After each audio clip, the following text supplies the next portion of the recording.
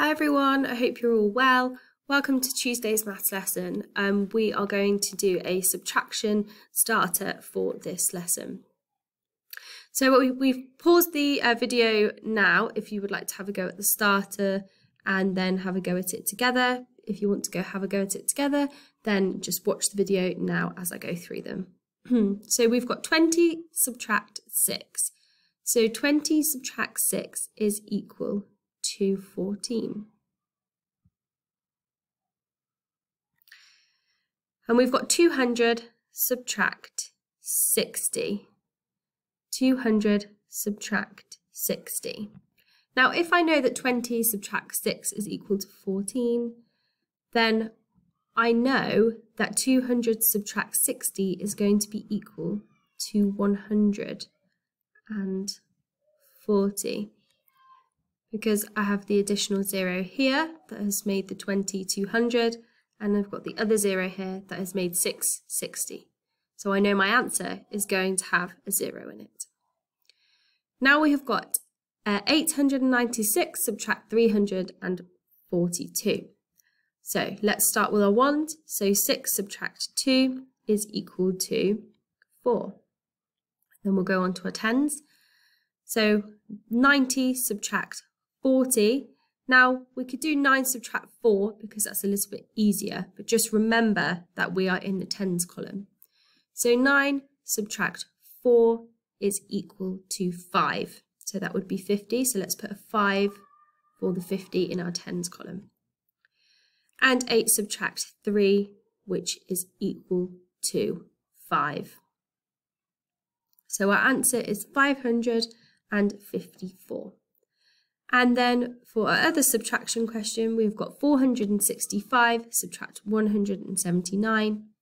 Now, if I look at my ones, I can't really do 5 subtract 9 because 9 is a bigger number. So I need to exchange. So I'm going to take a 10 from my tens column and pop it next to my 5. So I've got 15, but I need to remember that I have exchanged a 10, so I need to write 5 in place of my 6.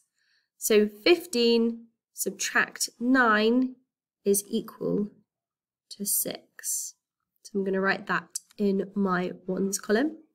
And now I've got 5 subtract 7. Now 7 is a bigger number than 5, so I'm going to have difficulty subtracting that.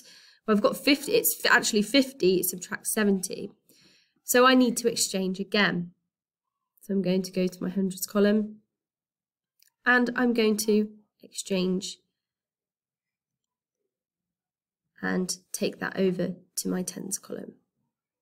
I need to remember that I have taken from my hundreds column, so I need to replace it with a 3 in place of my 4. And I'm going to do 15 subtract 7. So it'd actually be 150 subtract 70, okay? But it's 15 subtract 7 here, which gives me 6. And then for my last subtraction, I've got 3 subtract 1, which is equal to 2. So my answer is 266. So well done if you managed to get the same as me for those answers. So let's move on. Oh, I've lost my screen a second. So yesterday we had a little look at decimals. We had a look at what they are, where they're placed, what the decimal point is for. So we're going to have a look at writing and comparing them today, but we're going to be looking at tenths. So yesterday we had a look and we noticed that 1 whole is equal to 10 tenths. So if we wrote that as a fraction, it would look a little bit like this. 10 tenths is equal to 1 whole.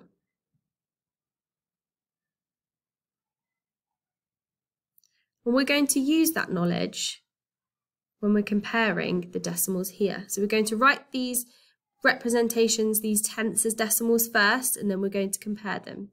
So here, you can pause the video if you would like, or you can go through it with me. So we've got 1, 2, 3, 4 tenths. So you can write that as a fraction, but we are also writing it as a decimal. So we can have that is equal to 0.4. Now we put it on the right-hand side of the decimal point because we're talking about the parts of a whole number. We have got 4 parts of a whole number. Okay? We've got 1, 2, 3, 4, 5. On this side we have got 5/10, which is equal to 0.5 because just ignore that for a second. 0.5 because we were talking about 5 parts of that whole number. So here we can see that 5/10 is more than 4/10 from both our fraction and our decimal because it's the bigger number. So I am going to do a more than sign. Okay, with the 0.5 being more than 0.4. So let's have a go at the next one. Feel free to pause the video if you would like to have a go on your own again, but we will have a look at this together. So 0.6, let's write that, and we've got 6/10. So let's write these as fractions, because here I've got a decimal, so I'm going to write it as a fraction. 6/10. And I can see here that I've got 6/10 as well. But to help me, I'm just going to write that as a decimal. 0.6. Just move myself slightly. So I can see that these, although they're written very differently, because this is written using words and this is written as a decimal, I can see that they're actually the same amount. Okay? So although they're written differently, they are actually equal to one another. They are equivalent. So let's move on. So now we've got 0.4 and 0.9. Now it might help us to write these as fractions, okay, so that we can understand how many tenths they are, okay, as fractions. So we've got a decimal here, so we've got 4/10 here because we have got 4 parts of a whole number, and we know that 10/10 is equal to 1 whole. So let me write that as a fraction. So I have got 4/10, because again 10/10 is a 1 whole number, but I've only got 4 parts of that whole number. And 0.9, I would write that as 9/10. So 9/10, because I've got 9 parts of that whole number, I'm just missing one of them. And we can see that this fraction and this decimal are bigger. So again, I'm going to use the more than sign. Let's have a little look at this one. Now this one is a little bit confusing. We've got, again, something written with words, and then we've got our decimal here. But we've got 1.4. It's not 0 point something, so this must mean that there is a whole number there. So let's write this. Let's try writing this as a fraction again. So 3/10. I would write that like this as a fraction, or I could write it like this as a decimal. Now I can already see that this is bigger here. Okay, because I've got 0.3, I've only got 3 parts of a whole, whereas here I've got 1 whole and 4 parts of another whole. Okay, so again, I'm going to use my more than sign, because 1.4 is 1 whole and 4/10, and then I've only got 3/10 on this side, so I've used my more than sign again. Okay, so here I want you to have a go at putting these decimals into order. So think about what we had a look at on our last flip, okay? So pause the video if you would like to have a go, but otherwise carry on with me now. So we need to have a look at ones that have got 0 at the beginning, because they are going to be the smallest numbers, okay? Because there's no holes in there, only parts of numbers, okay? So I'm going to start with 0.7 because that is 7 parts. 7/10, and here we have got 8/10.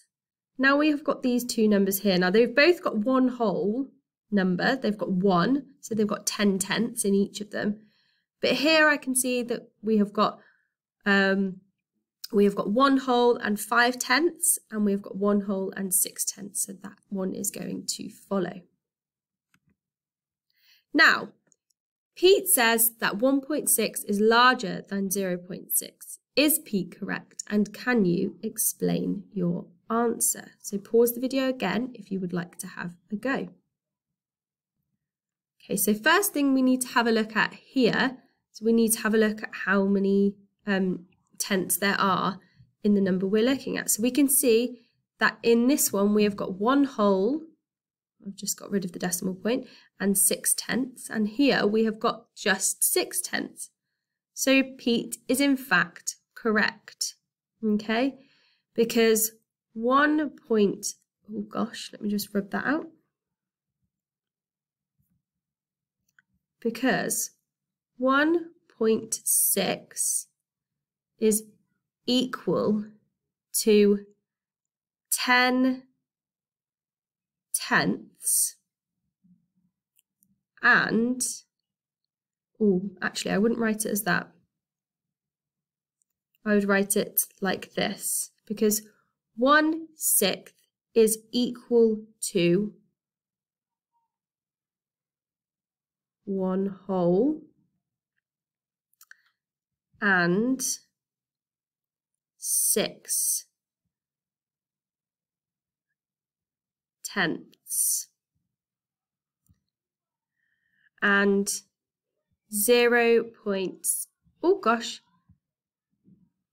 and 0.6 is equal to 6/10. So we know that 1.6 is going to be the bigger number, the larger number, okay? So that is the lesson for you. So I hope you've been okay working through that. You've now got a worksheet to work through. Hopefully everything will make sense, but if you have any questions, please feel free to give me an email, and you can watch back over this video again if you get stuck. Good luck, take care, and I'll see you soon. Bye.